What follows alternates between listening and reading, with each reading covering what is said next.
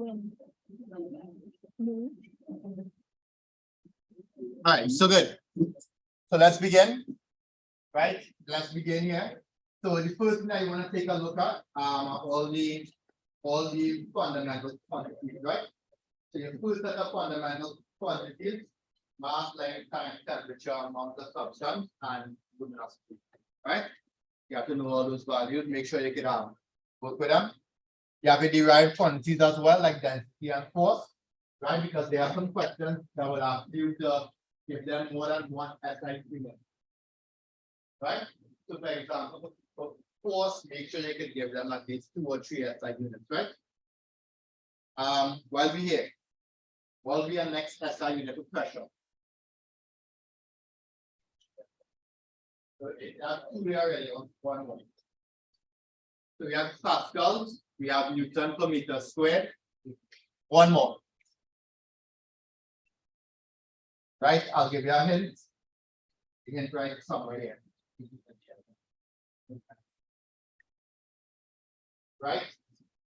Right? So basically, you can take off Newton and you can write kg ms minus 2. Right? And then you multiply that by m minus 2. Okay? So that will be m3 minus m3 so that will be kg 1 minus 2 is minus 1 s2. Okay? So there you have 3 different SI units, right? Pascals, Newton per meter squared, and kilogram per meter per second squared. Right? It's important that you know all those different units, right? Right? If you're not seeing, you can log in, right? Right, next we need to know about our prefixes, the most popular, mega, kilo, that should be common M, milli, and micro, right?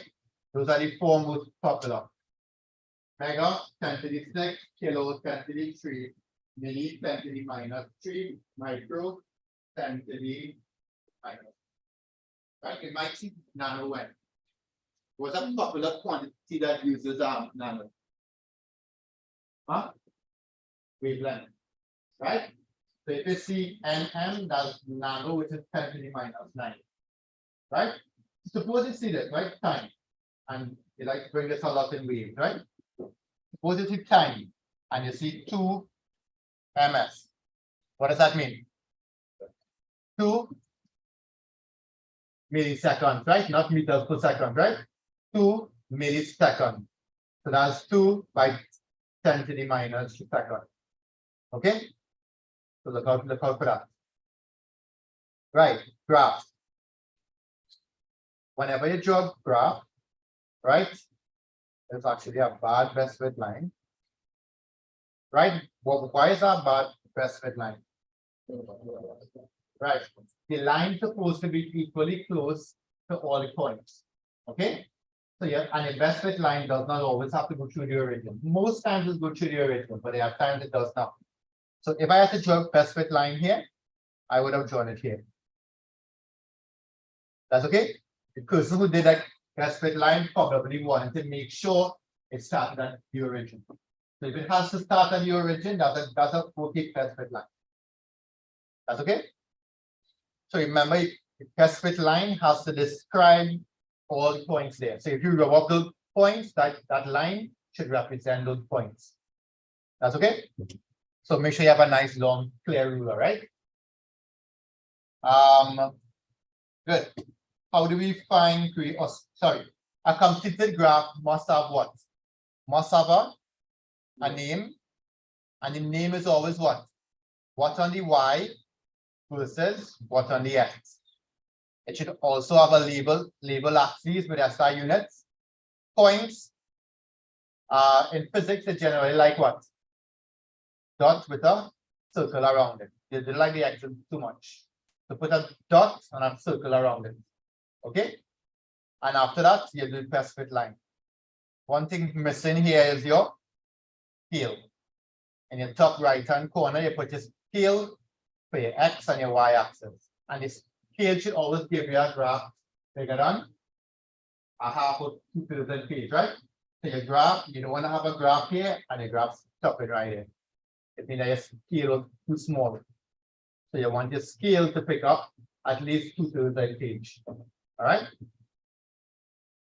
And one more thing missing here is different gradients. Different gradient, you have to show them the points on the line that you use. So you pick a point here, pick a point here. Try not to pick points that you plot. Okay? Because sometimes those points will already be on the graph. You're a little bit off sometimes, right? So the safest thing to do is to pick two easy points that are on the line. And draw a graph. Right? Today I may not do a graph, I might do a graph on Sunday, so make sure you have graph paper. Right? I want to do one graph and make sure you can plot graph in 20 minutes allocated, right? To do number one, you have about 25 minutes. So I want to make sure that you can plot a graph and do it right within that time. So work with your graph paper and your ruler. Right? So a completed graph looks like that. How do we find gradients? Gradient is what? Y2 minus Y1 over 4. Right? Changing Y over changing X, or the rise over the run. Right. How do we figure out what quantity the gradient represents? What you do is this, right? You take the quantity on the y-axis, so the quantity on the y, and divide it by the quantity on the x. Okay? When you divide them, it'll give you an idea of what quantity it represents. All right? All okay with that? Online? All okay with that there?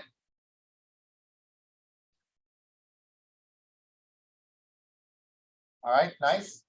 So that's the gradient there. Errors, you have two types of errors. You have a random error that the experiment can make. So for example, they're taking a reading and they don't take it at high level. Right? Systematic errors are sometimes you're on a scale, and instead of the scale starting at 0, it starts at 1. How do you deal with systematic errors?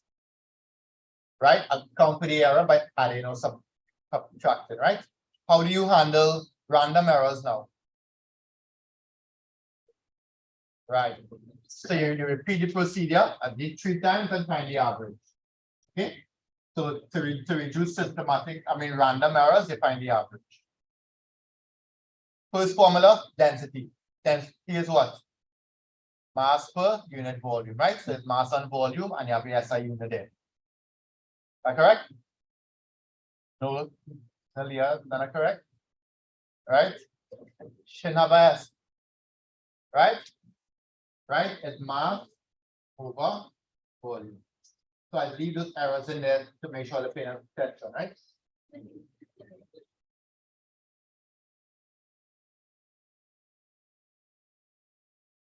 Relative density is when you take a substance density and compare it to water.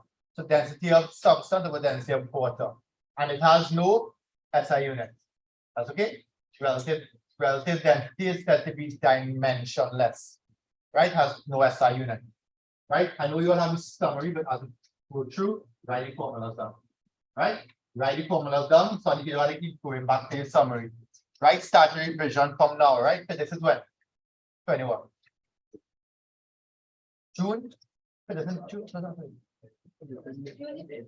25th? Right, so you can start the revision from now. 59 days. 59 days until physics. 5th of June, I will not real good boy. What's the last exam before that? Huh? I don't forget that. When is that? And math is good or something. Huh? I'm math is expected. Oh, okay. And math change?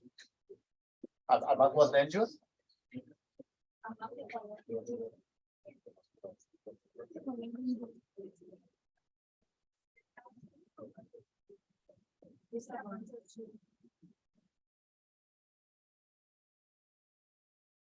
All right, anyway. All right, I'll give them these for the whole night or something after, right? right? We need to know scalar and vector quantity. Scalar quantity is magnitude only. A vector quantity has both the magnitude and direction. Okay. For example, force. We know that a force in one direction positive, next direction negative. Okay. A scalar quantity like time, it don't need direction. All right. One quick example. Suppose I ask for the displacement, right? The object starts here and it went here.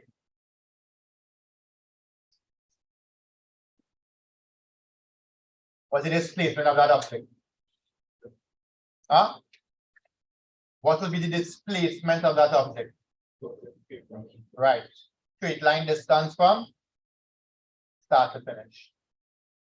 That's okay? Well, what will be a distance traveled? Right, the whole thing, right? The whole thing.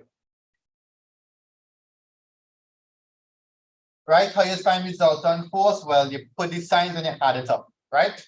So if one direction positive, the next is negative. Right? So you add positive 2 and negative 2 and so on, right? So that's the way you find the resultant force.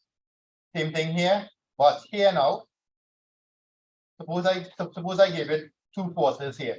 Here is 8 newtons and here is 6 newtons and it's separated by a right angle. Right? What will be the resultant force?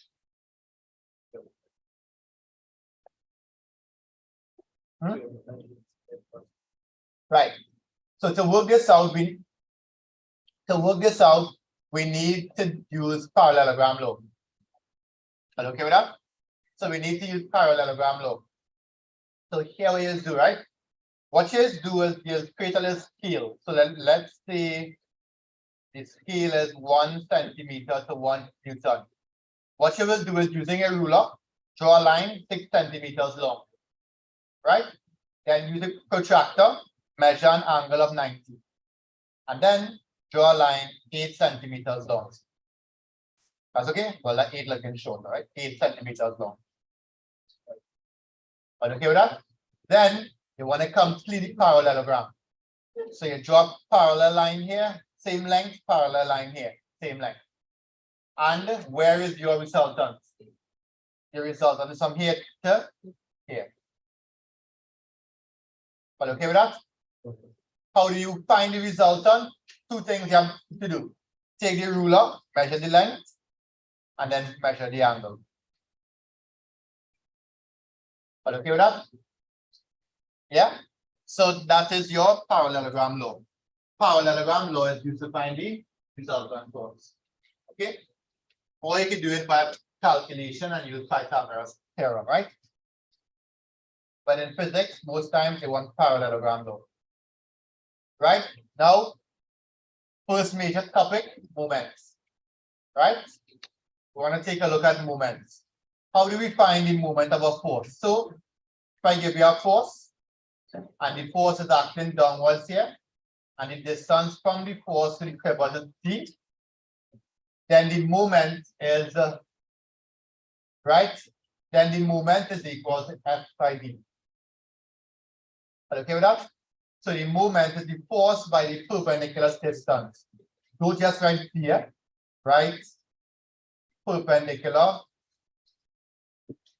distance from a pivot.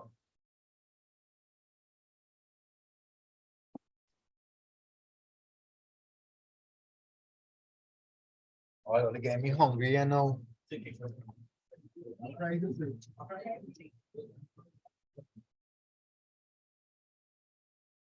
All right. So one more quick thing. Remember, highest find moment is the force by the perpendicular distance from pivot, right? So suppose I give you something like this. And I am applying a force of 10 newtons, right? The distance from here to here is 2 meters. The distance from here to here is 1 meter, right? What will be the moment of that 10 Newton force? Would it be 10 by 2 or 10 by 1? Right? If I were to tilt it, you all see the pivot is here, right? Yeah? Will that be a clockwise tilt or anti-clockwise tilt? Clockwise. So if it falls, it will fall clockwise, right? Right. Question. What's the moment? Is the moment 10 by 2 or is it 10 by 1? 10 by 2, right? Because the perpendicular distance from the 10 Newton is 2 meters. That's okay? The perpendicular is here, right? 90 degrees. 90 degrees. Okay with that? You're right. Right? Sorry. All right in there? And what to share back all these videos. Right, so for you to access the video, I'll have to share a link for each one, right? I'll take long. I will do that till next Wednesday, right? I'll share a link for all, and then I will edit them later on and take out the part of talking of them. Probably not talking of them.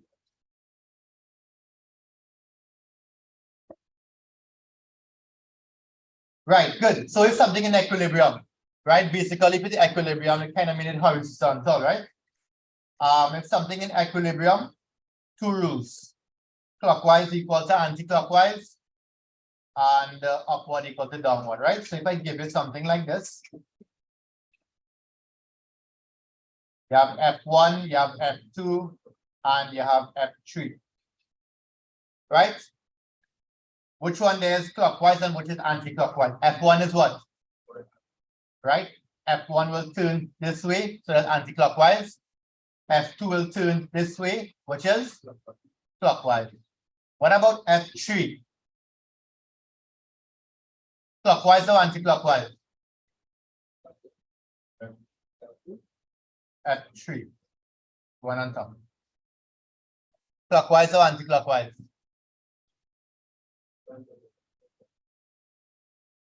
Right? If you have a force at the pivot, no moment. So the answer is 0. Right? So F3 has no moment. That's okay? So once you are at the pivot, the distance from the pivot is 0.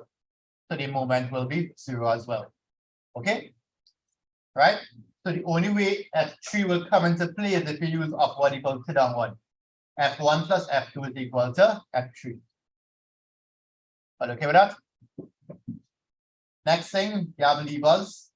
You have first class levers, second class levers, third class levers, right? For first class lever, you fulcrum in the middle. So I can draw that for you, right? Fulcrum in the middle. You have your load here, and you have your effort here. Right? So for first class lever, for example, a crowbar, you fulcrum in the middle. For second class lever, the load in the middle. So if you were to draw a wheelbarrow, and you're putting your effort here, your load in the middle, the fulcrum on one end, and the effort here. That's okay? And the forearm, the effort in the middle. I could draw that way.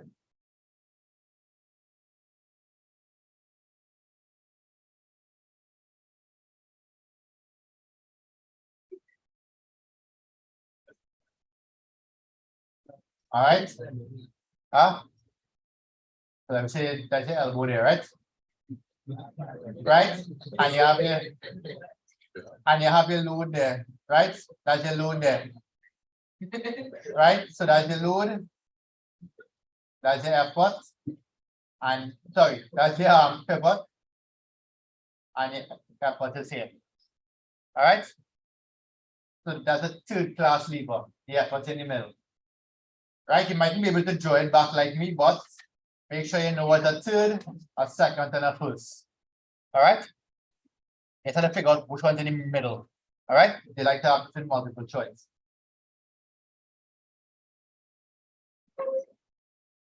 Nice. Efficiency. Efficiency is always the output over input by 100, right? So if you have power output or power input by 100. If you have work, right? The work as output over the input by 100. Efficiency is always what? It's always less than 100, and always a percentage. So efficiency is always less than 100 and there's always a percentage. Okay, that's the formula right there, right? Why is efficiency always less than 100? Because of energy loss, right? Because of energy loss, right? To overcome friction or air resistance, something like that. Okay, so make a note of the little formulas when we do them. You know this one already? So we're not go back in the summary and get it.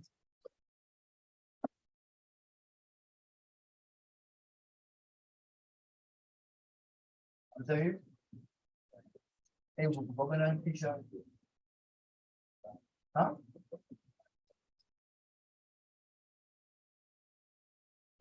Yeah. Huh? Oh, but I'll be doing it.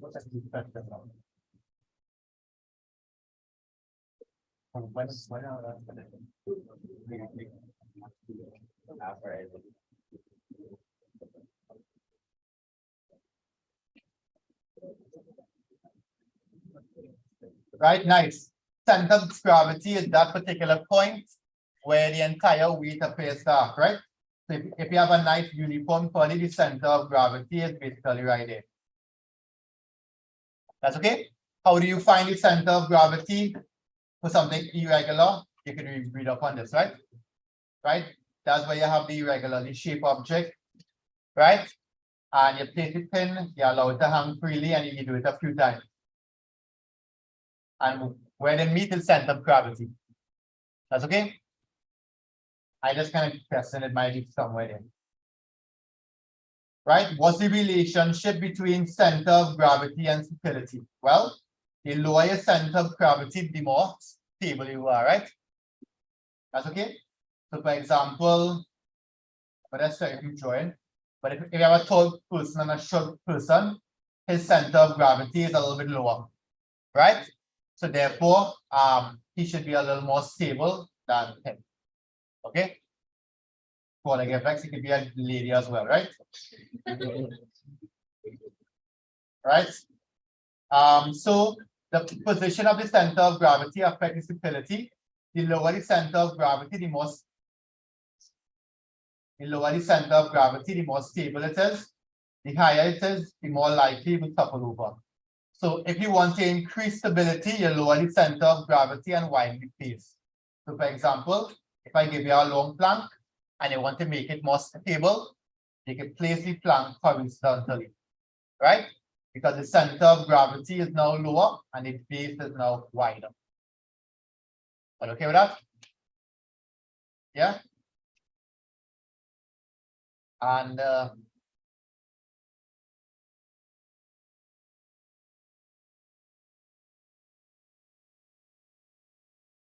let us try one or two questions, and then we'll take a look at motion and yeah. Let's do a couple questions. We'll do motion and some pressure and thing, and then we'll come back and do. Actually, let's continue this. Right? While I still have only a little bit slightly a little, right? Right, we'll do motion and I'll stop at pressure and thing. Right? Next is linear motion. You have to know about displacement, speed, velocity, acceleration, right? Always remember that displacement is a straight line distance from start to finish. Distance, total line travel, speed, rate of the change of distance, velocity, rate of change of displacement is a vector quantity. Acceleration is also a vector quantity, and the rate of change of velocity. Okay. Make a quick little note of the little formulas in case you need them. What is happening if the velocity constant? Acceleration is 0. Huh? Yeah. Right? So speed is distance on time. Just put beyond t. Velocity, displacement on time. And acceleration, change in velocity on time. All right. If your velocity is 0, it simply means that you're moving, but you have no acceleration. What is happening if your acceleration is negative? It decelerates, right?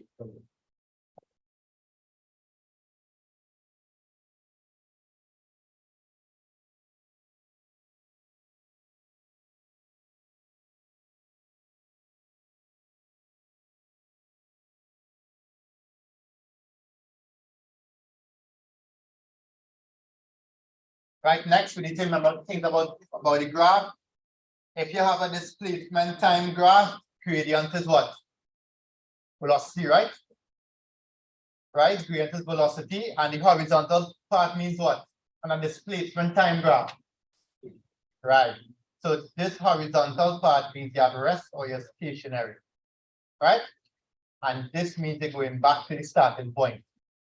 If you get a negative velocity, if you get a negative most times, you're going back to the starting point, because at that point the displacement is zero. If you have a velocity time graph, gradient is acceleration, and the area under the graph is displacement, right? And the area under the graph is here. Okay. How you find A? What's your PTM again? Half the sum of the parallel side by the height, by the perpendicular distance, right? For the height. That's okay. And the triangle is what? Half base by height. Right? Yes, remember those little things, right?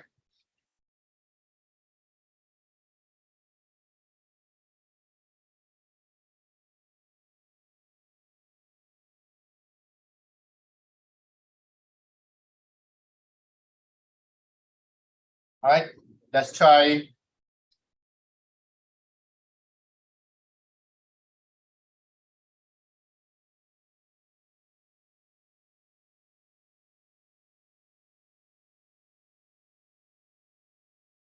All right, that's fine. All right, next thing we need to remember Newton's laws. So first thing we need to know what Aristotle said. Aristotle basically said that if I want to increase the velocity, increase the force. So he said that force is proportional to velocity. Was that always true? No. If you're going up a hill and you increase the force, right, you may not increase the velocity of the object. All right. So Aristotle wasn't fully correct. So Newton came along and he had his three laws, right? Newton's first law is law of inertia. If you have an object, it will continue to move in a straight line unless what? Unless you have a opposing force causing it to behave differently, right? Newton's second law is summarized by F is equal to ma, right? Before we write it, just remember this. Yes, the force is F is equal to ma, but it's really the resultant force is equal to mass by acceleration. So for example, if I have a 2 Newton force and a 1 Newton force here, what direction will this object move off in? The direction of the 2 Newton force, right? So it means that your resultant force is to the right. Are you okay with that? So it means that the acceleration is always to the right. Okay, so Newton's second law is that the resultant force is proportional to the acceleration, and they take place in the same direction. That's okay?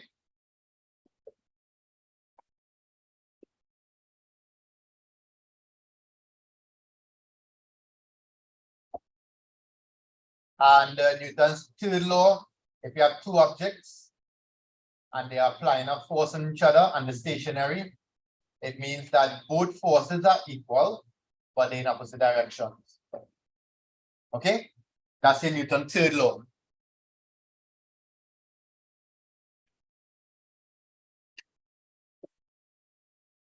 Right? If you go back to Newton's second law, there is something I like to ask. Right? That's sometimes that we get wrong in the Hooke, I think I asked a few times. Remember, Newton's second law is what? F is equal to m by a, right? And a is what?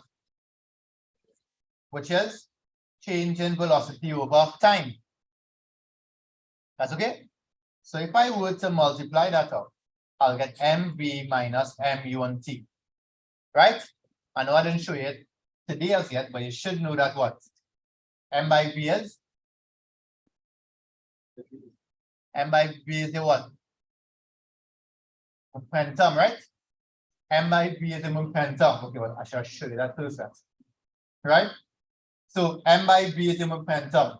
So what this formula is telling us here is that once there is a change in momentum with respect to time, then a force is exerted. So for example, if you have a bottle of water here, right, and I apply a force to this bottle of water, the water is moving from rest to some velocity, to some other value of velocity, right? That's okay. So what that means is that when I apply a force, there will be a change in momentum. That's okay. So Newton's second law can also be stated as the resultant force on an object is the rate of change of momentum. That's okay. So there are two ways that you can represent Newton's first to second law.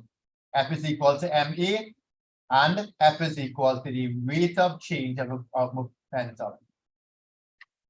Are you okay with that?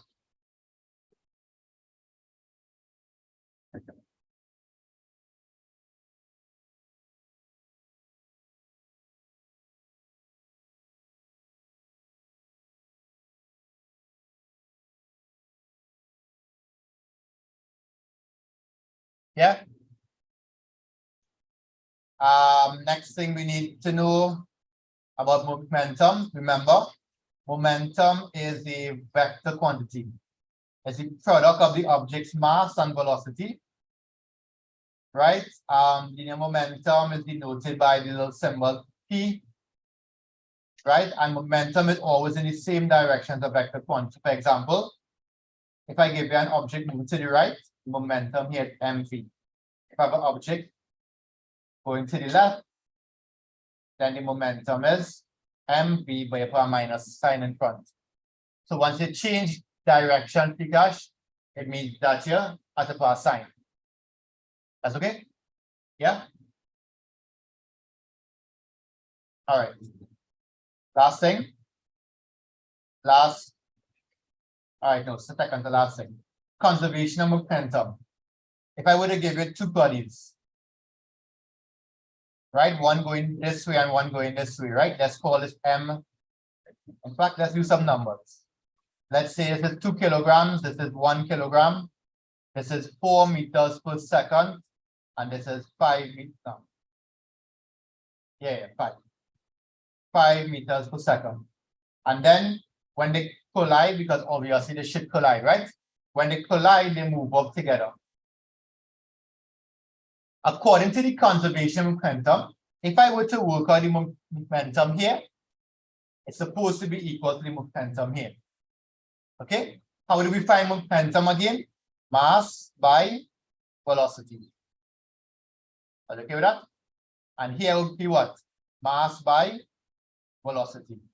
But we have to put in the negative sign because of the change in direction. Are you okay with that? Yeah? So if I add up here, 8 minus 5 is 3. So the momentum on the left should be equal to the momentum on the right. Momentum on the right is what? 2v. Correct?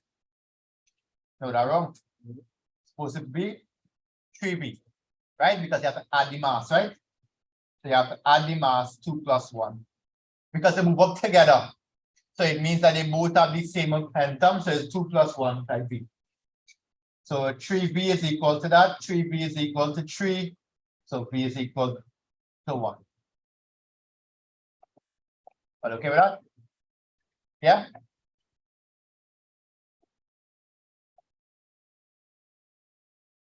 And last thing I just want to run through is energy. Oh, by the way, circular motion. In circular motion, as the object moves in a circle, the direction changes. Right? And if the direction changes, means the velocity will change. And if your velocity is changing, then the object has a acceleration. right? And if the object has an acceleration, it has a resultant force.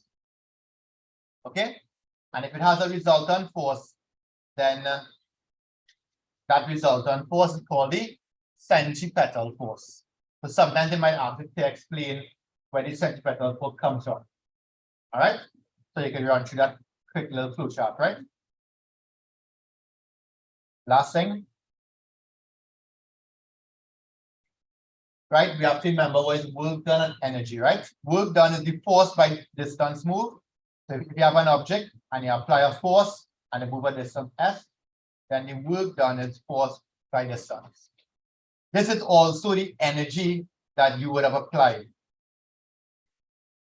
right? So technically, force by distance is also energy. Okay? You have two types of energy. Well, sorry, you have more than two types.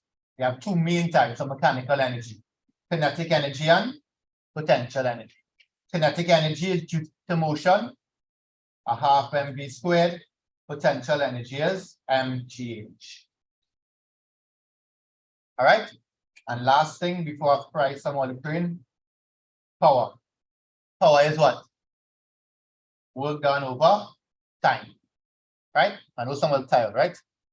So I won't go on. I will stop there and do some past papers. Hopefully you get kind of ease now, right? So make a note of all those little formulas. It should be about 10, 11. How much? 3. In terms of all I write from density. No, not 3. I mean formulas alone. 9, 10. All right, nice. 10 alone? Okay, good. So we're going to see if we can apply those 10 formulas now. Hide online, hold there still. Jacob, you're getting through.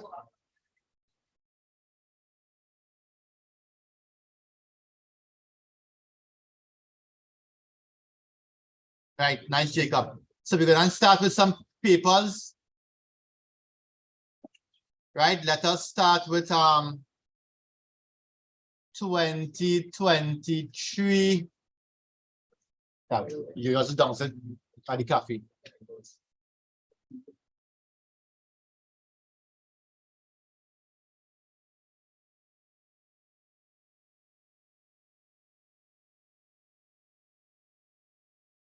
Right, 2023, we're going to do this part of the mechanics, right? I think it had one.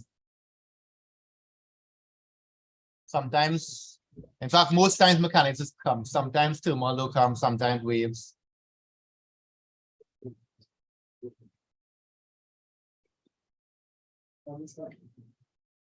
Right, around 12, I'll give that 5 minutes, right?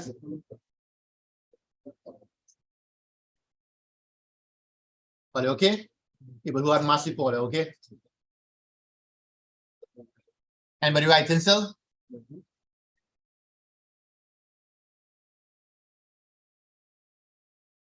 It's in your handout, right?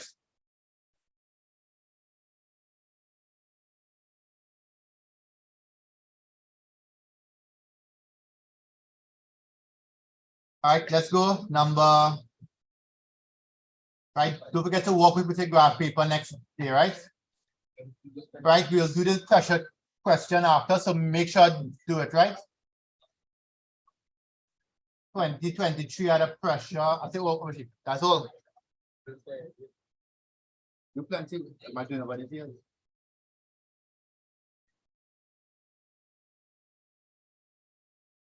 Oh wait, no, so that's pressure. Sorry about that. You wouldn't do that one as yet.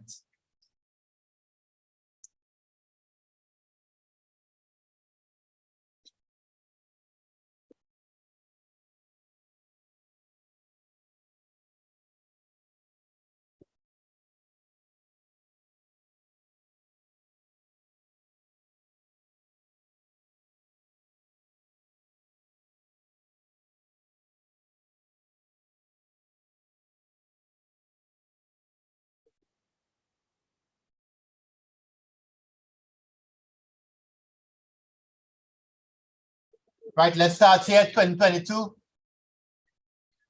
Right, I kind of hoping that you know these definitions, right? linear momentum and conservation, right? Let's start here. Try that fast. So I'll leave out the first part. This is Jan 2022, number 4, part B. Try that fast. Ready? You have to find the initial momentum of the truck. Ready? If I'm going too slow, I can download the paper and do it out, right? Jan 2022.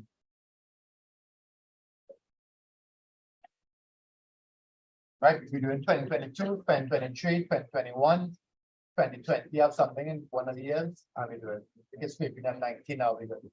Right? You'll get more than this.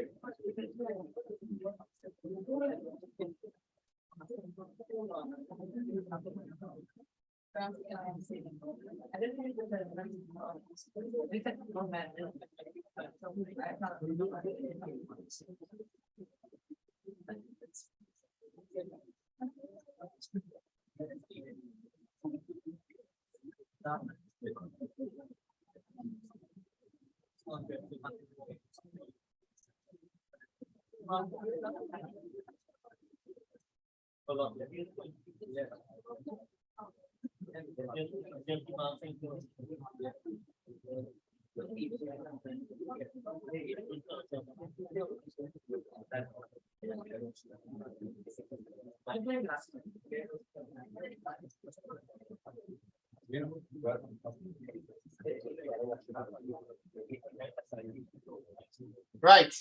One thing I want to point out here is that once you're doing a question, right? Right? Although you work it out and you multiply correctly, you have to remember what? SI unit. Don't forget that, right? So let's start here. So they gave us a truck heading west. We have a little truck here, right? 945 kilograms, and it's going west.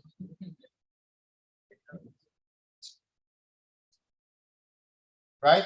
It's going west at 20 meters per second to hit a car heading. Right? The car has a mass of 630 kilograms going in. That's okay? What they want first? They want the momentum of the truck, right? So the momentum of the truck is equal to the mass of the truck by the velocity of the truck. Right? Since we're doing this one first, it's up to you, right? You could consider west to be positive and then east to be negative or the other way around. It's up to you. So the mass here is 945, and I will assume 20 to be west to be negative, right? That's okay? It's totally up to you. How much is that? Negative 18,000. 18,900 kilograms per meter per second. Well, meter per second, right?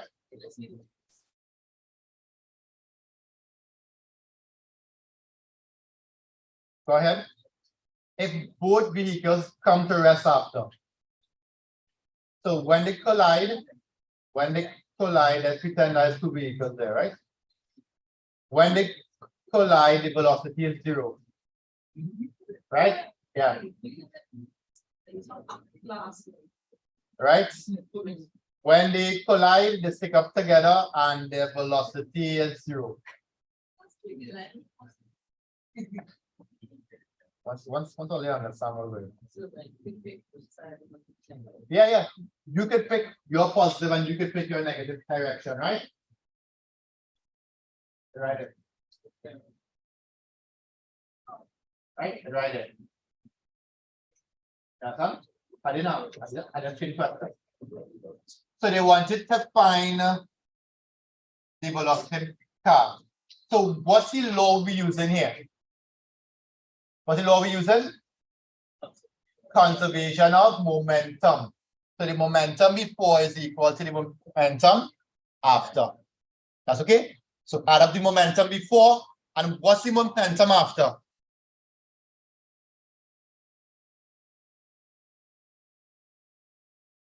What's the momentum after, William? Right, because it's at rest, right? Yeah, Dylan? Yeah, so it's at rest. So the momentum after is 0. Right, so add up before and after and make it equal to 0 and solve speed. Hurry up. Ready?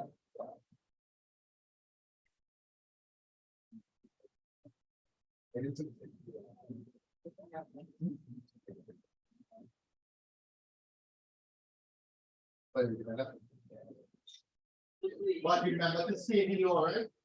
Put momentum before you put momentum after. Say the law before you start doing it.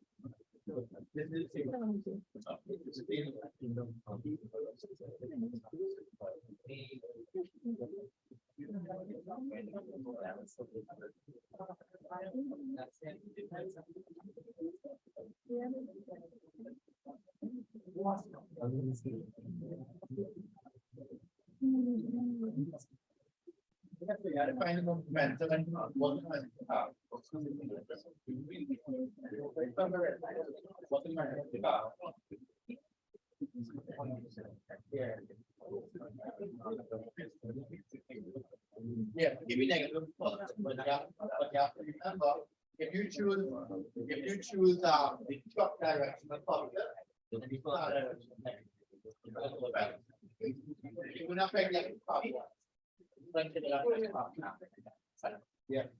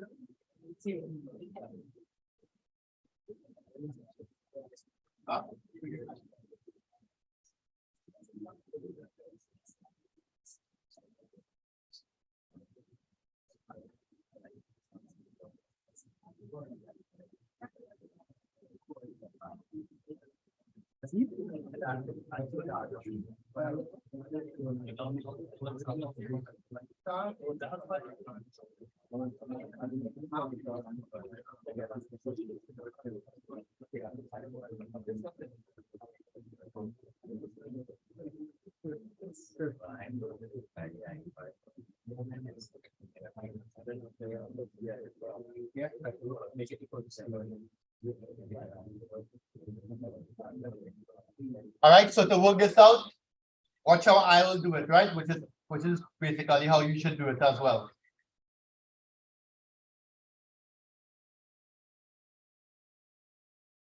So the first thing I will do, remember, when they allocate marks, right? How they allocate marks?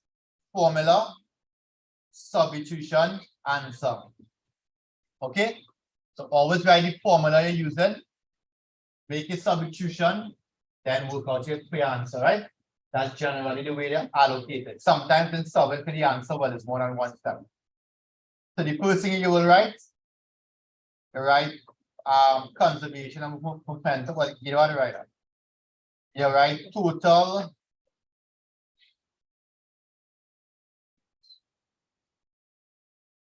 total momentum before collision is equal to the total momentum after the collision. That's okay? So the momentum before the collision is the momentum of the car. The momentum of the car is 630 multiplied by V. Right? The momentum of the truck was 945 multiplied by minus 20. Right? For those who chose the truck as positive, it means the car will be negative. Right? And the momentum of them after will be 630 plus 945 by 0. That's okay? That's how I will put all the work in. Okay? The first one is 630B minus 18,900 is equal to 0. All okay with that? So now 630B is equal to 18,900. So B is 18,900 divided by 630, which is how much? 30 meters per second. Yeah.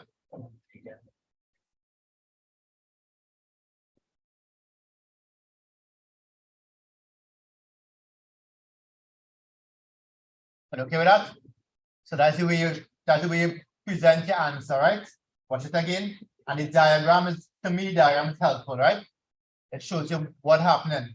Momentum before equals momentum after. That's the formula. Then I made a substitution here. Then I solve for B. You okay with that? So you want your answers to all be written like that. Formula, substitution, answer. Okay? And the first part is basically what the question gives you. So sometimes the diagram is necessary. Sometimes just writing what is given is necessary. So read the question, what they give you, write it down. Then what they ask you for, write the formula for that. And then start making substitution. Okay? You tackle every single question like that. Right? What they ask for after.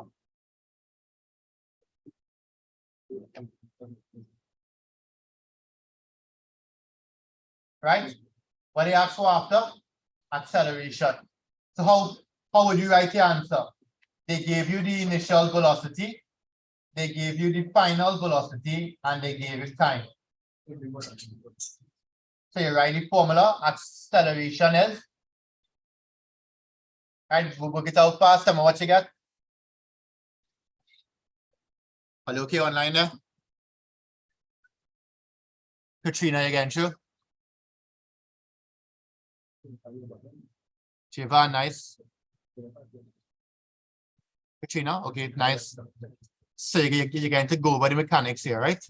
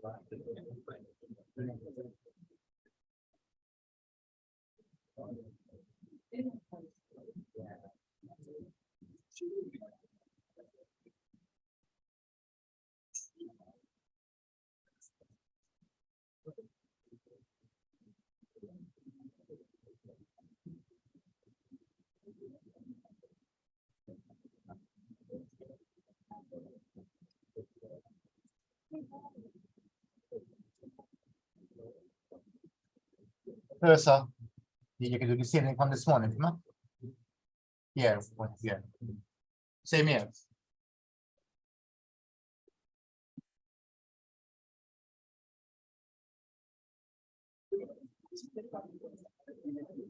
Oh, wait.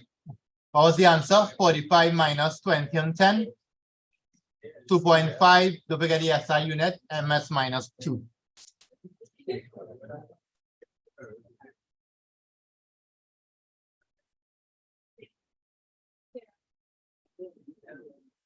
All right, let's go again.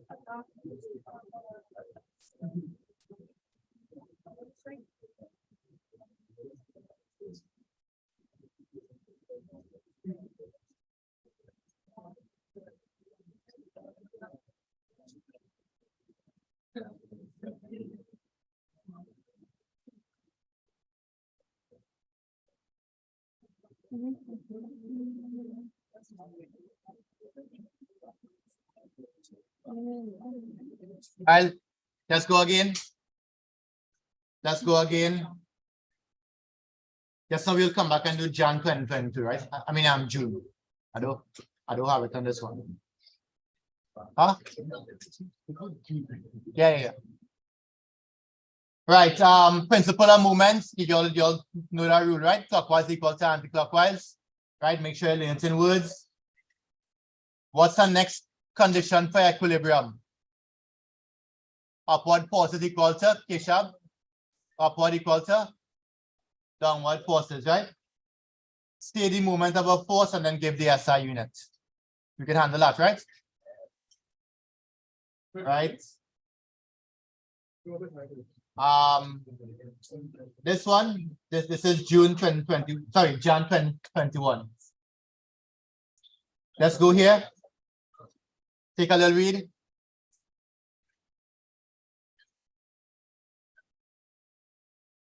Take a little read there, right? Jan 2020.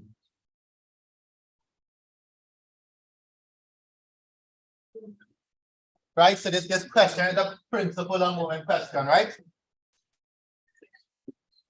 Ready?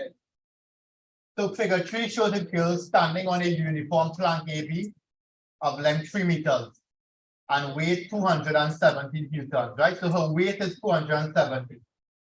The plank rests on 2 scales that are located at P and Q, a distance 2 meters apart. The scales are equidistant from the ends, right? What does that mean? Right, it means that the distance from the end is the same, right? So you should be able to work it out. How far is P from A?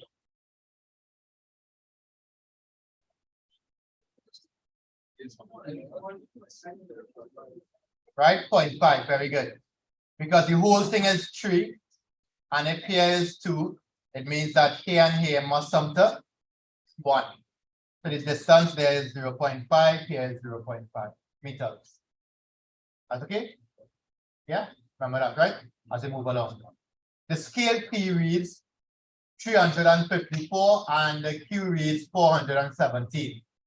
All right. So if you had to, right, I would have just do a quick little redraw here. This value is what? P is 354 and Q is 417. And the girl is how much? The girl is 270 newtons. Right, but of course we got to put in some distances as well. All right, so your diagram would simplify to something like that. Are you okay with that? Right, there are reaction forces to it, right? But I'm not sure the question will answer that again. But we'll check it just now. Draw and label all the forces acting on the plank. Okay, yeah. They want all the forces acting on the plank. Any other force that we should include?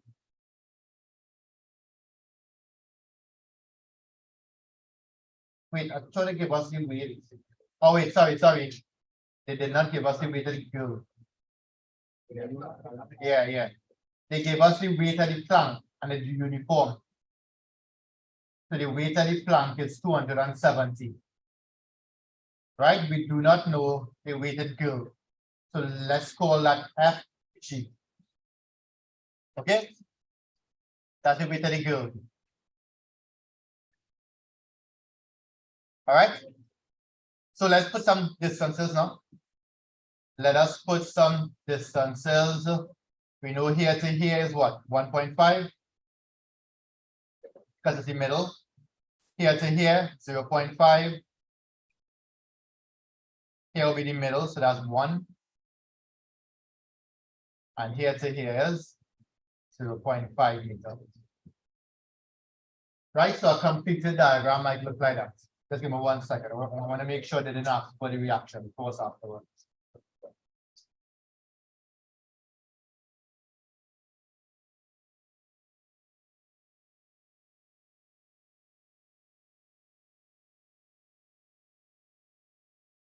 All right, now.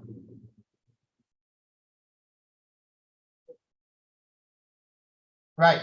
So first thing first, they want us to get the weight of the girl.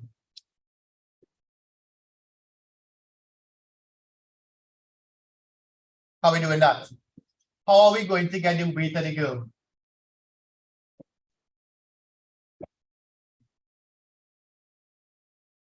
Right, I am quick.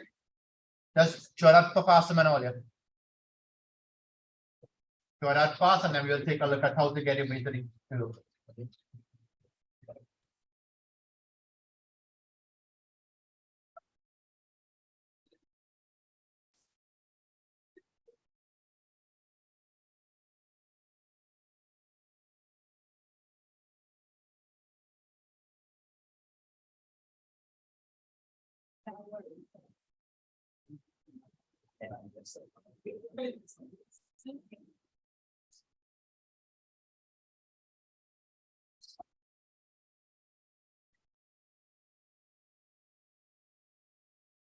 That's all right.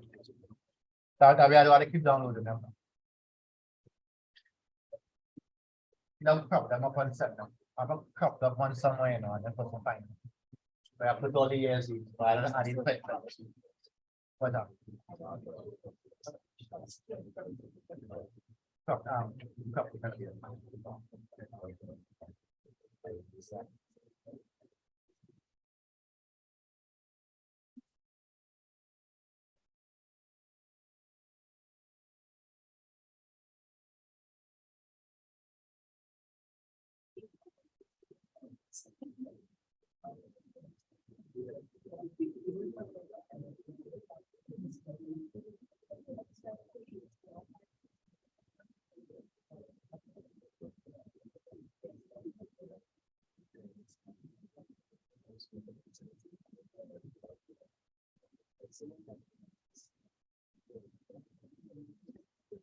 Ready?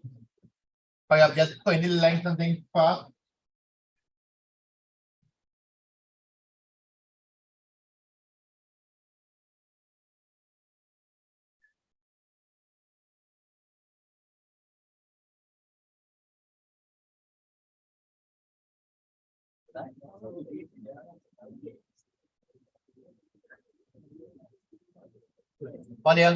While we're here, I just want to point out something, right? Well, the question didn't give us enough info to work it out. But if the girl is standing on the plank, she will exert a force there, right? But remember, plank will also exert a force on girl. Okay? So really and truly there's the reaction force there as well. Right? But it didn't give us enough info to work on that. All they want is the forces acting on the plank. Okay?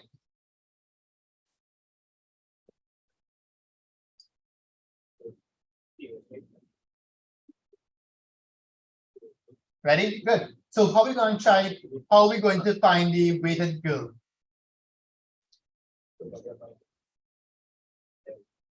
How we can do?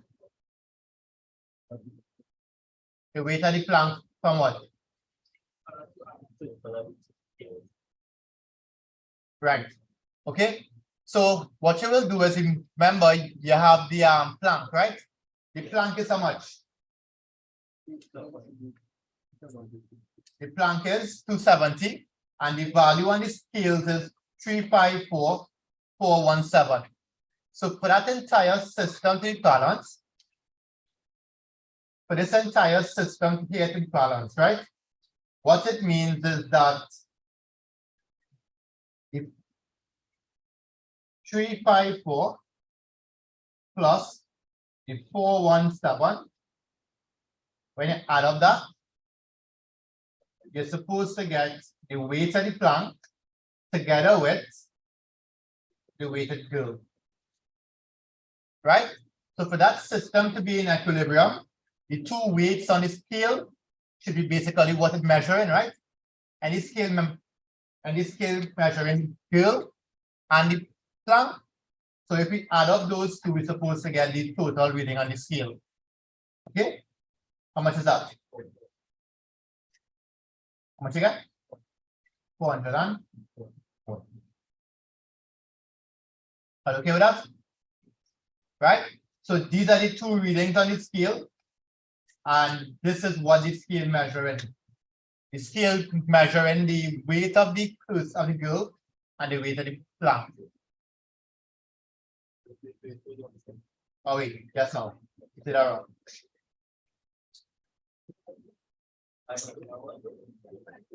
How much? Anybody else get up? Yeah. 501 Newton. Are you okay with that?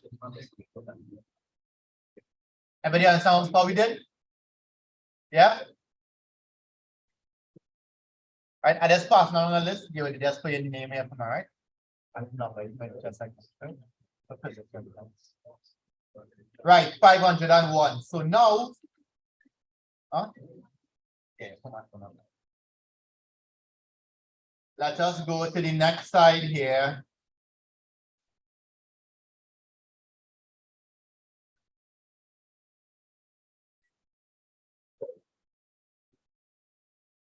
So the next part of the question is, by taking the moments about Q, calculate the distance of the girls from the Q, right? Here's Q, right? Q is right here. Are you okay with that? What's the law we're going to use here? Anybody? What's the law we're going to use here? Questions that to take moments, right? So that's a hint, right? Right. So we're using principle of moments, which is what? Clockwise moments is equal to, well, anti-clockwise is equal to clockwise. Are you okay with that? Right? And the pivot is here. So yeah, there.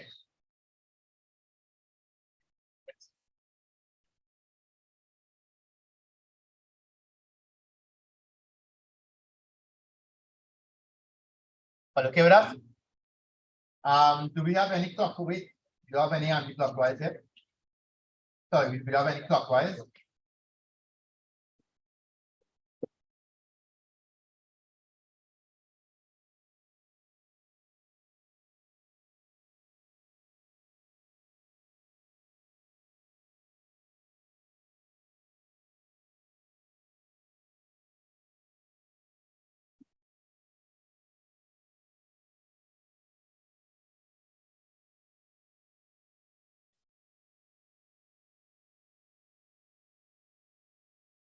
All right, I am changing this here.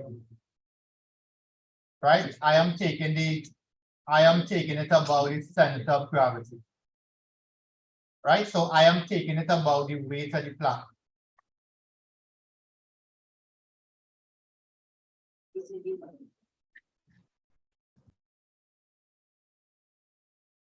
So the anti-clockwise, so I am changing it, right? I am taking the moments about here.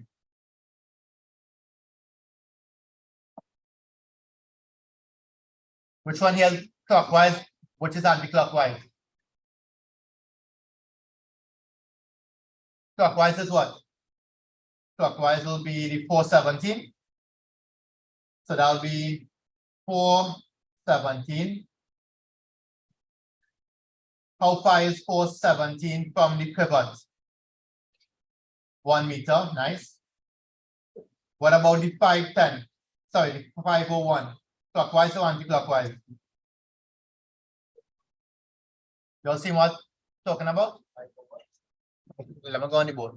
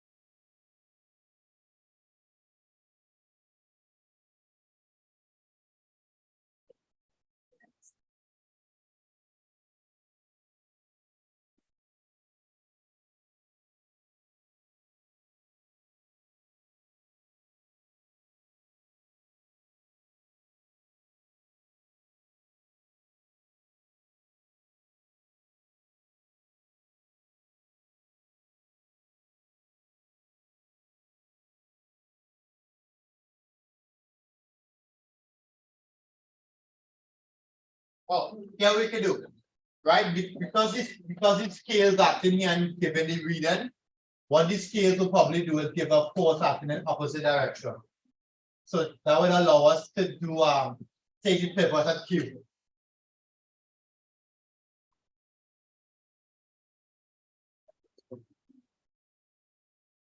Right? And let's get all the distances to Q, right? We're trying to find this distance, that's X.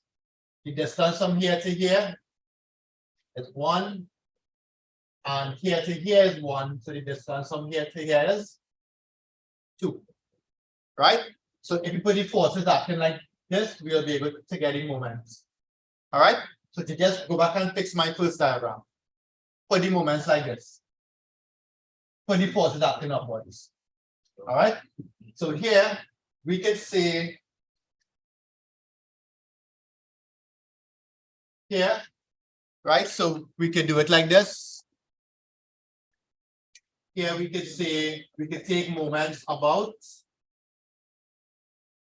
we could take the moments about Q, right?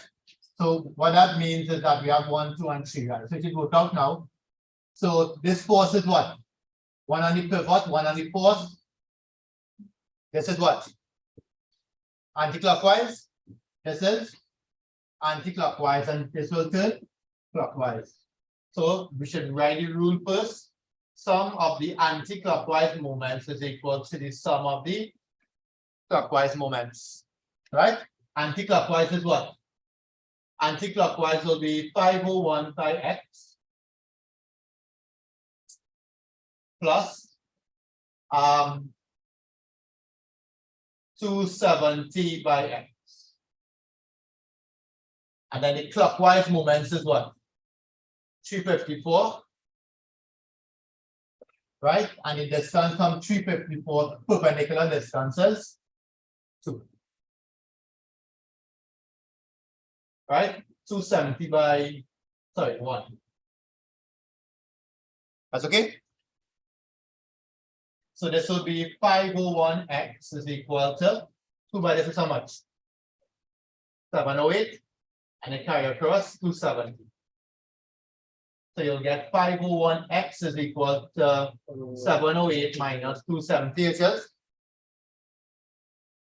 What is that? 438. So that'll be 438.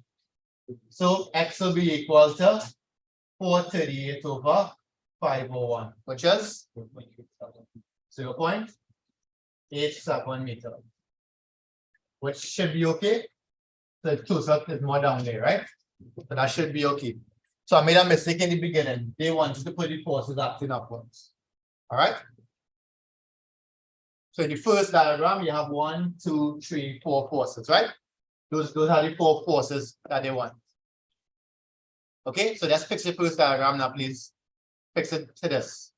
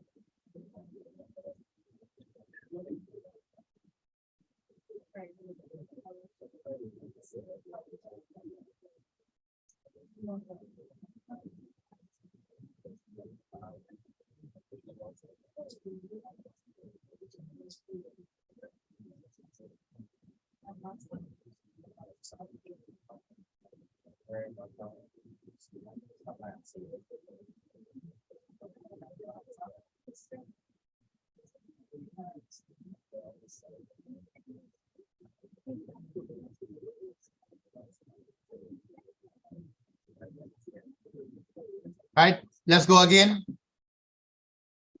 Right, let's do one on energy and then we'll come back and do our next moments. You want to do our next moments one time? Yeah? All right, let's do our energy. This is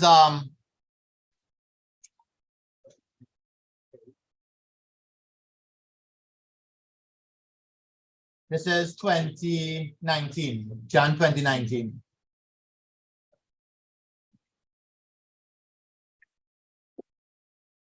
Number 3, I think, yeah. State the law of conservation of energy. What is that? What's the law of conservation of energy? The one thing you should know in physics. Energy can neither be created nor destroyed, but merely, right? Merely converted from one form to the next, right? This is Jan 2019. Right? Energy can neither be created nor destroyed, but merely converted from one form to the next. Right? So this question has to do with what? It has to do with a conversion of energy, right? So it has to do with a conversion of energy. All right, let's take a little read, and then let's see how we're going to work this out. So if you part one kind of gives you an idea of what we're going to do. So we're going to convert one type of energy into another. Okay. Let's take a little read. This is Jan 29. Take a little read and see if we can figure out what type of energy is being converted into what type of what's the next type.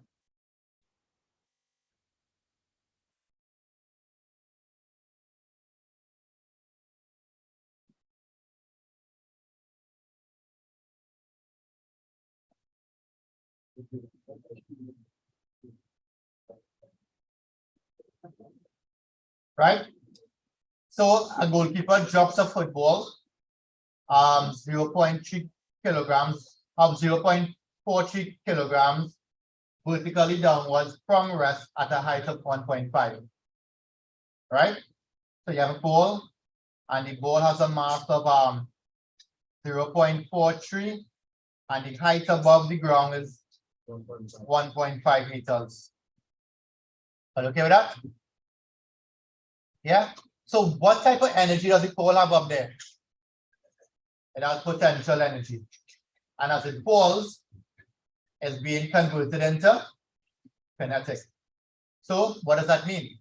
It means that potential is being converted into kinetic. So potential is equal to kinetic.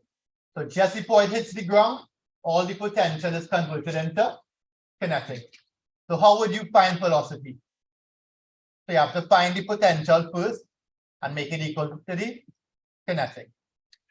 All okay with that? Do that fast. Let's see what you get. All right, good job, Shivan. Yeah, thanks, Samira. And I'll see you put that there.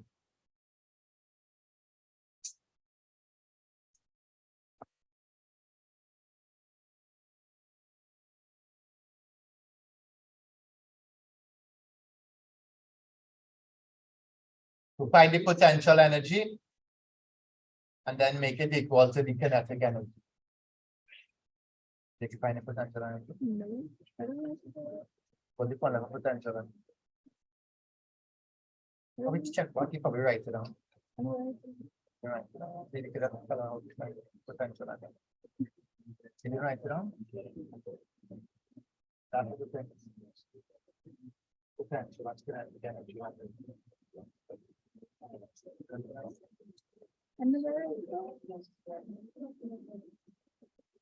So potential is what?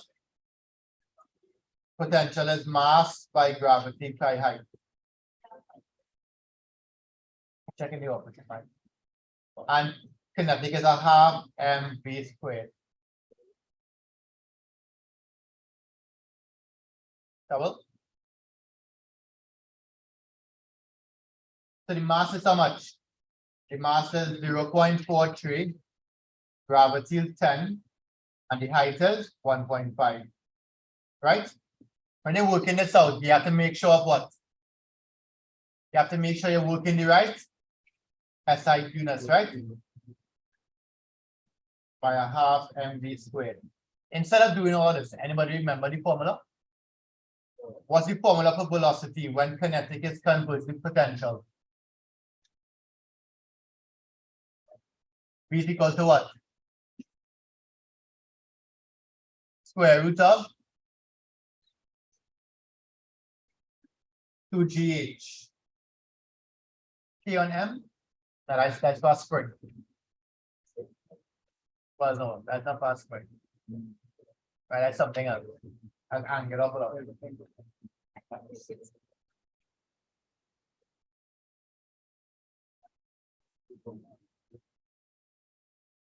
Right, just Saya, the answer.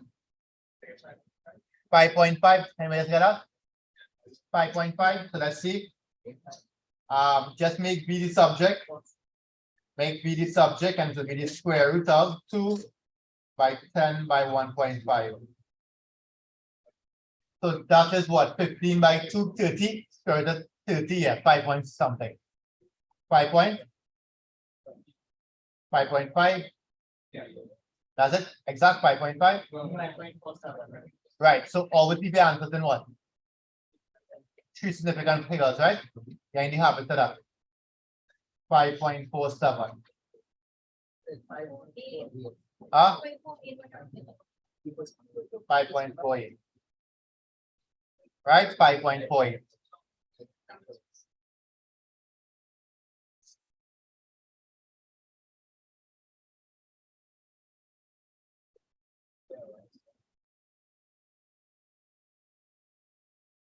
Are you okay with that? Let's continue. What do you ask for after? Define force. Force is what? Force is basically a what? Push or pull. SI unit is newtons, right? What we have here? Many types of forces are applied in various situations, right? You have your force, you have the example of where the force is experienced. What type of force is the first one? A satellite falling in Earth's atmosphere, a gravitational force.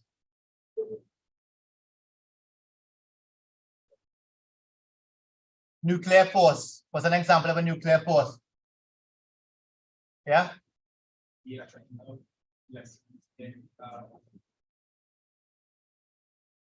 Electrons. Right, so I wouldn't say electron.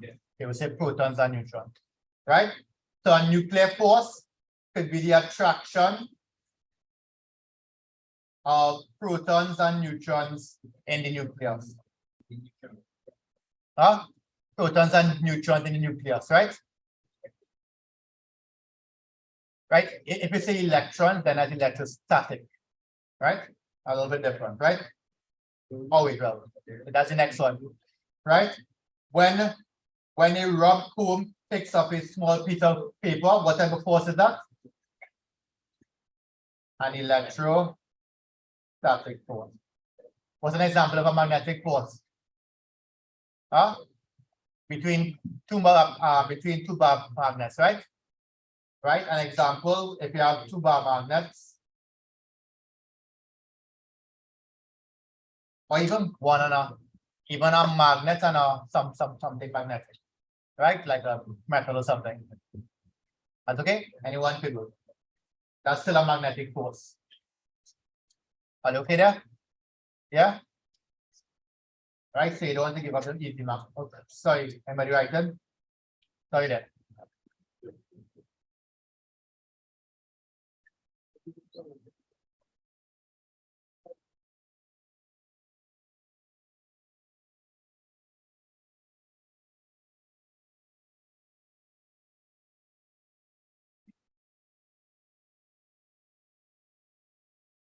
Oh wait, this one is summary. Hooke's law. And that wasn't there. I didn't go through that, huh? I mean, that's another wrong summary.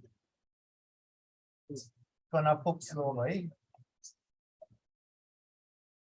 Yeah, I have to send back the next summary earlier. I think that was the one before picture. Right? Let's just talk through Hooke's law now. Hooke's law is what? If you have an elastic medium and you add a force there, what does Hooke's law say? Hooke's law says that the force is proportional to the, provided that the elastic limit is not exceeded. So Hooke's law says that F is proportional to E, provided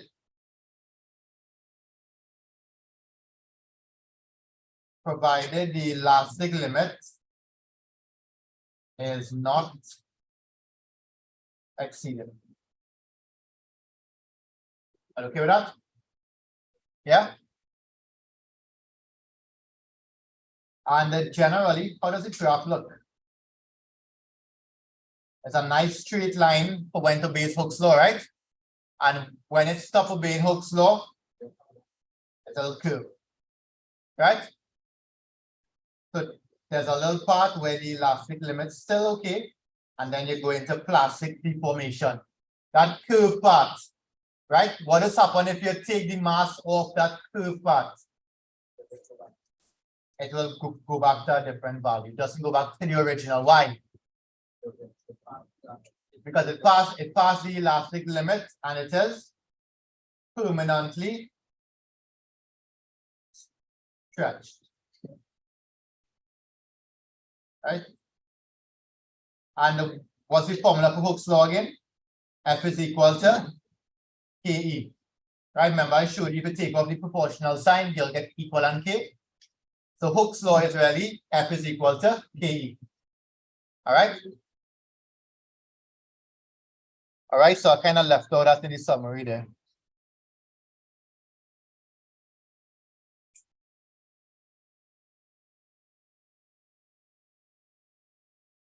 So let's go back here now. So a class of physics students conducted an experiment, a school-based assessment on the relationship of force F and extension.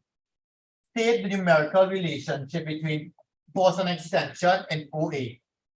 What you will write? Force is proportional to extension. Right? That's in this straight line part here. Are you okay with that? Yeah?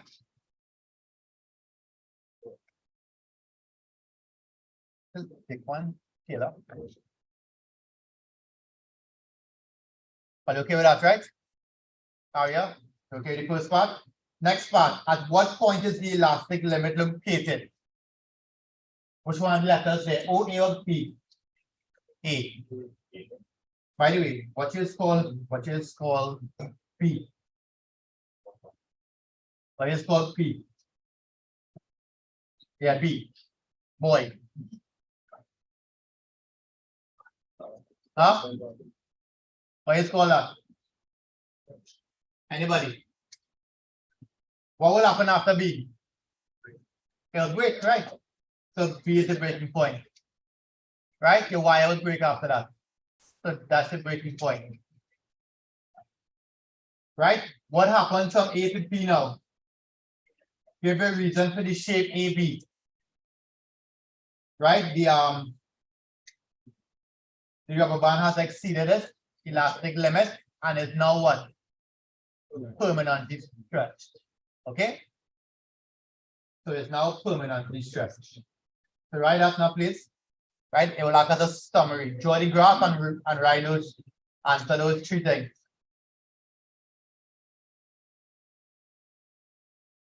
Draw the graph and write those things. Act as a little summary, right?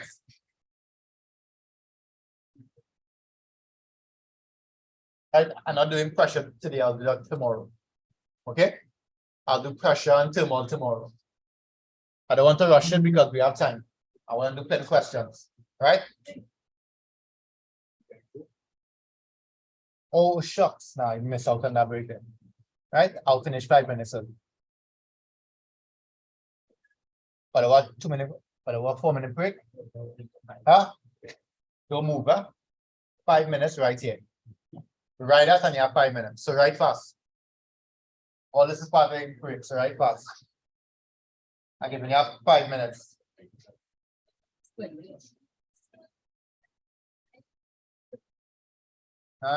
have half an hour again, you give up after that. Wait, there's some people that's Spanish? Yeah. All right, I'll give all that extra 5 minutes after.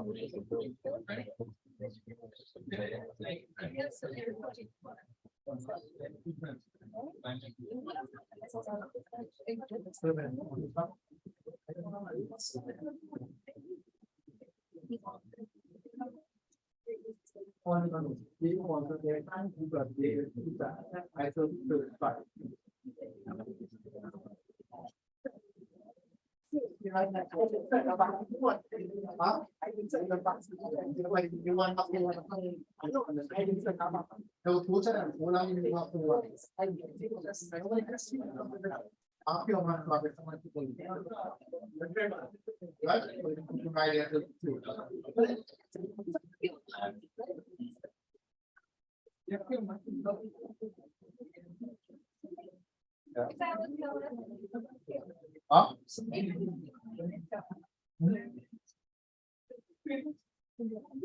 Oh, sure.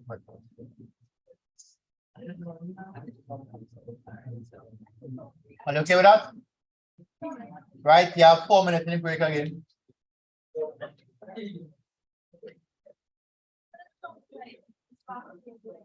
Yeah, I hit till 6 o'clock, so the other thing too. I have a next one and then our physics after that. Oh, yeah.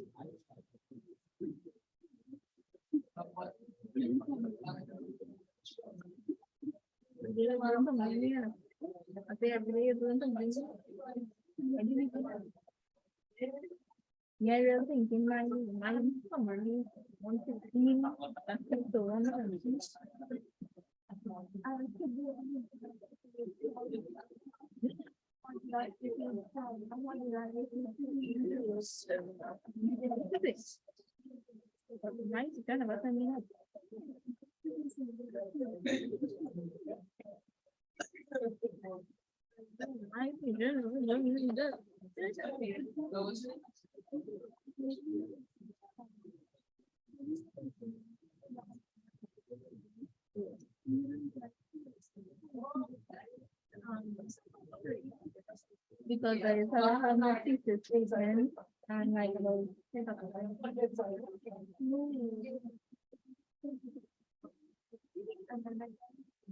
his thesis statement, did you say thing thesis statement?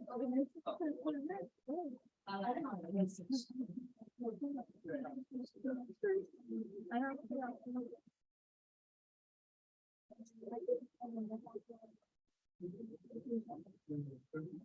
yeah, after them first. I try my best not to early. First.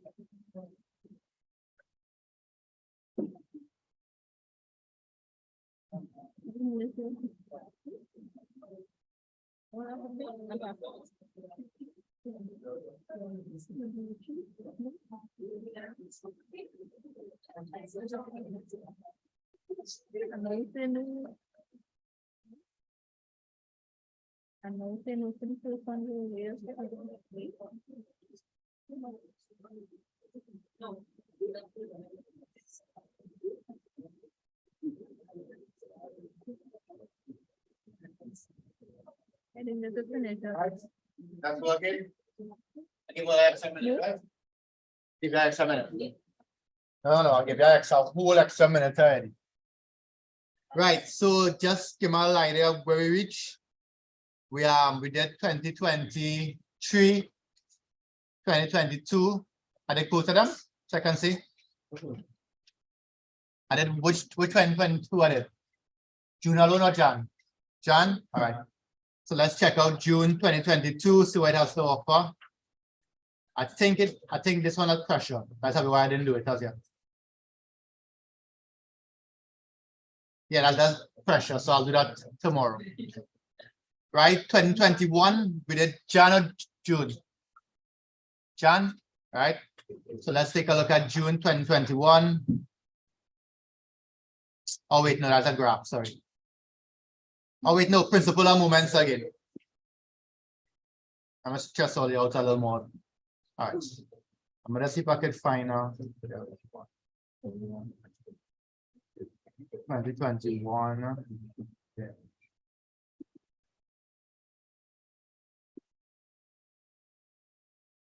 All right, let's do an energy.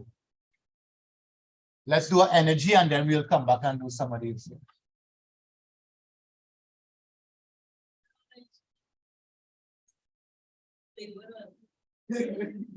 What?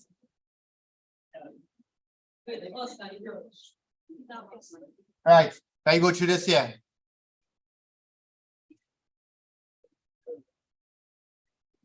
Are you ready? Energy or Nalia?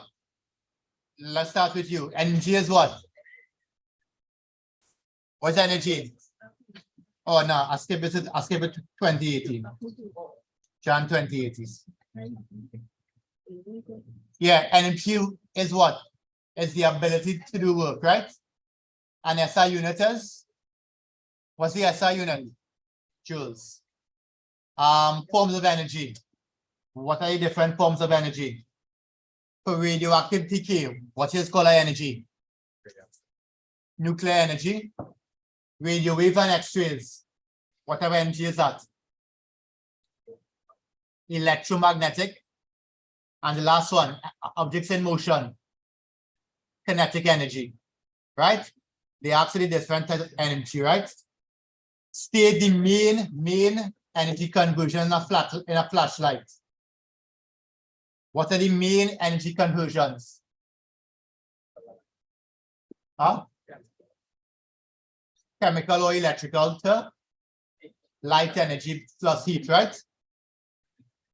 Right? So it will be chemical or electrical energy. Because they say main, we'll go with electrical energy being converted into light energy, and it must include heat. Okay? Are you okay with that? Right? Find the kinetic energy here. Write it down. Find the maximum kinetic energy. What's the formula we're using?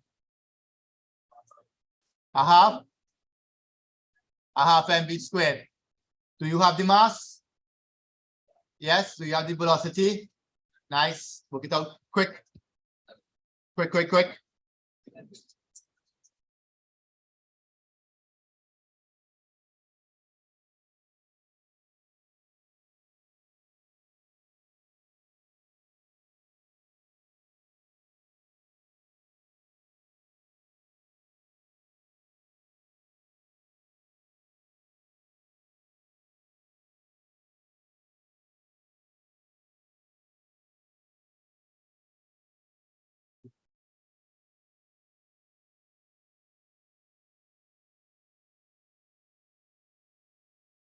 Should be done.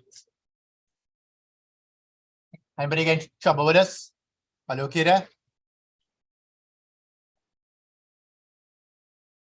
So kinetic energy is equal to a half mv squared. So that's a half by 0.5 by 1.8 squared. How much is that? 0.81.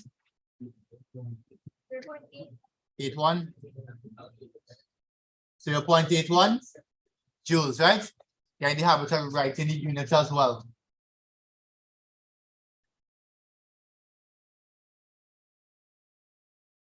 Based on the picture you're seeing there, what is in the ground answer? Based on the picture, what do you all think they're going to ask here? Right. Right. What would be the height? What would be the maximum height achieved? How are you doing that? Right. You have to remember that all of the kinetic will be converted into potential. Right. Let's see if they ask that. Yep. Find the greatest height h. Right. Find the greatest height reached.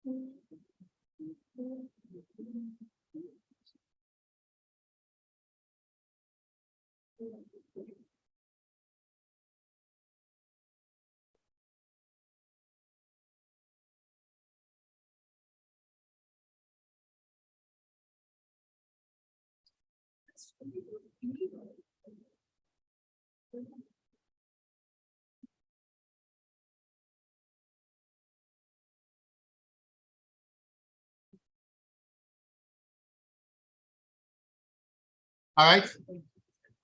So to get the height h, what we said again, the kinetic energy is converted to. So 0.81 is equal to mgh. H is equal to 0.81 over the mass by gravity. So that's 0.81 over 0.5 by 10. How much is that? 0.1162 meters. Yeah? All okay with that? Nice. So make all think it easy. So let's do a hard one now. All them easy. All right, nice. Who's it up? All them easy. All right. I'll bring all the 1988 and then that's now. Next one, Jan 2020. Jan 2020.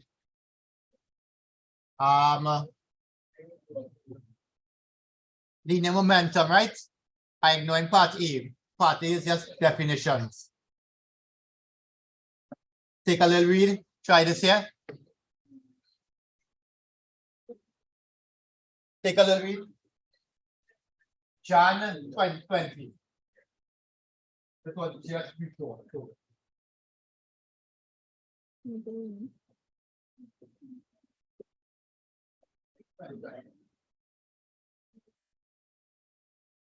Jan 2020.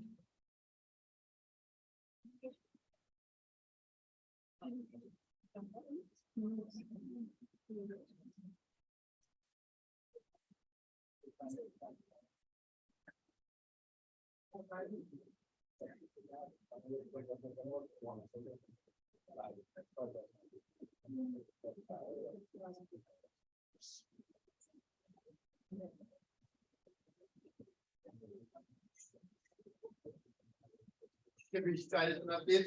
So this question here is on what? It's on momentum, right? Yeah. This question here is on momentum. So momentum is what? Mass by velocity and so on, right? Do all those diagrams. Yeah, do what? Because what kind of block? Actually, yeah. Right, do all those blocks.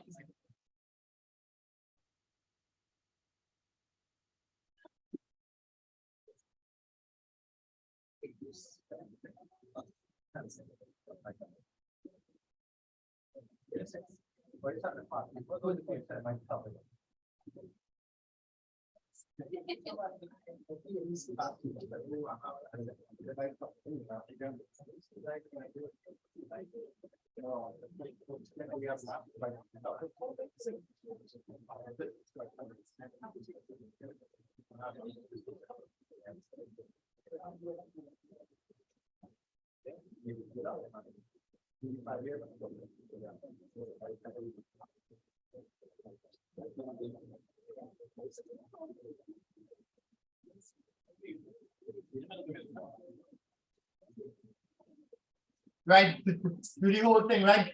Solid A and B collide head on. They give you the mass, one going west, one going east. Right, and find the initial momentum of A, initial momentum of B, and then they will act as something else after, right? So draw a diagram. How many more? How many more? Like I say now, kind of points.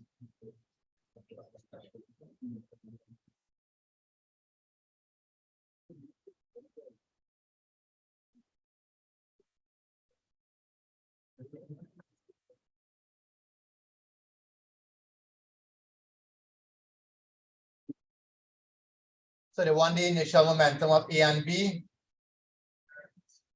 And then they want the speed that they move off with and they stick up together. Right?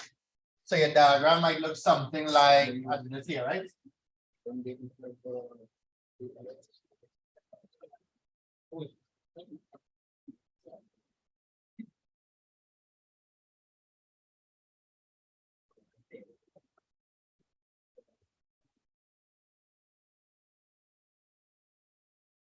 A going west. So why you can let A go east?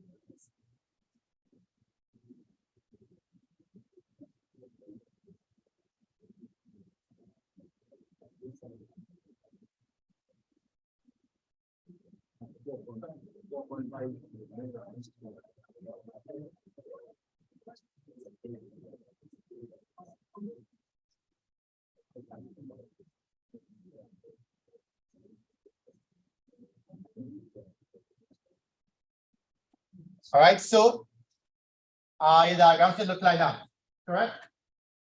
So what do you have to put? The initial momentum of A, then the momentum of B, and then they want B. Right? Remember, one direction will be positive and one will be negative, right? I will choose westward as negative. It don't matter, right? Once you stay consistent, you'll get the same answer. Anybody want to try it? Anybody want to try it? Yeah. And I can do a TikTok on you doing it. No, I will not do it wrong. Try to book first. Did you get the first part?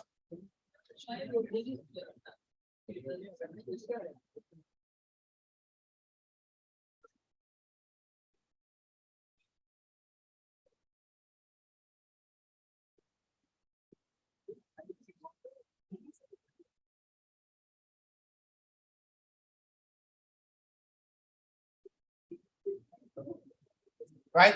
What's the law that we're going to use to do the third part? What's the law we're going to use to do the third part?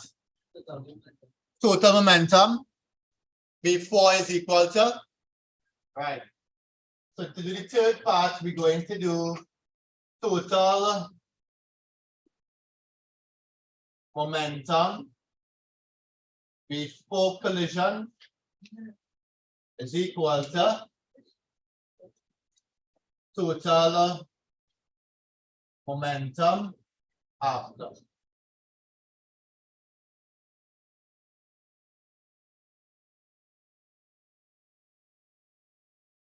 Yeah, try it. Anybody willing to do it? Well, we can get looking out there, yeah, so but you can't come up here and do it. Outside,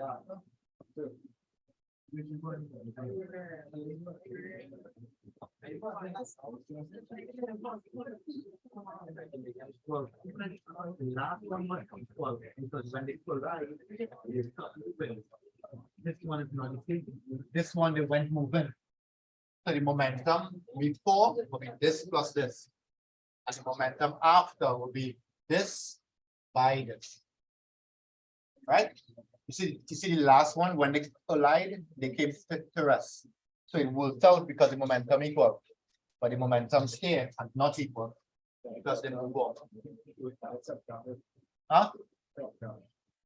So yeah. So you'll have to subtract here and get the momentum and make it equal to this momentum here. Okay?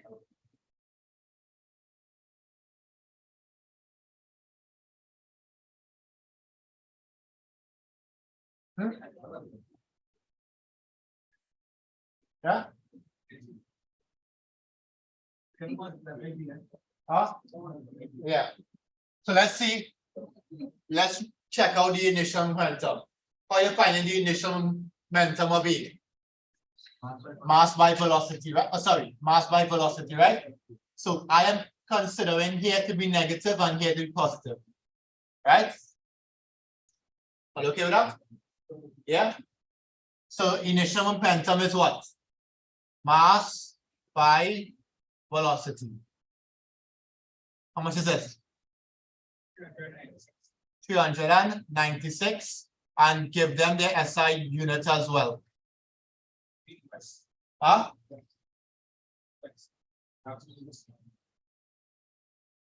F? This one here?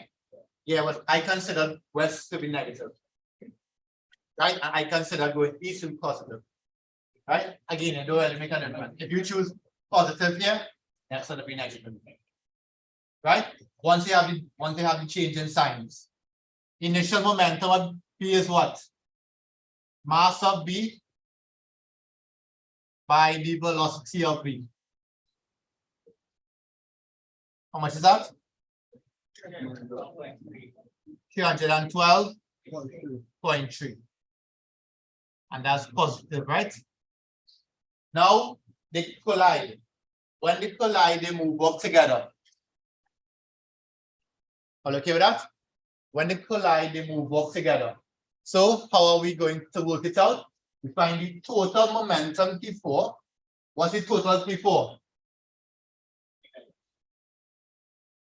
It will be minus 396 plus 313.3.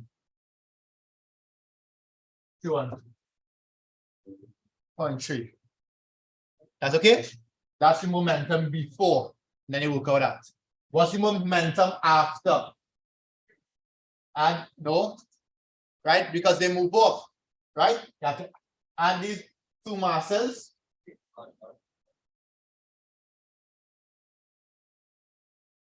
Add those two masses and multiply by the speed. Are you okay with that? So the sum of the mass by the speed, and then you work it out. How much is this? Negative 83.7. And when you add up here, what you got? Right? And you want to make B the subject. So you're carrying this here. So this is minus 83.7 over 141.4 B. So what's the answer? That's 0.59. Minus 0.59 meters per second. Right. What does this negative sign mean? It's moving where? East or west? West.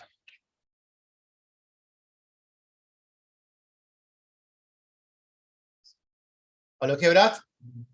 So you're finding momentum before. Again, a diagram is important, right? Right? A diagram will make sure you identify what's before and what's after. So the momentum before, momentum after, and then you find the total momentum.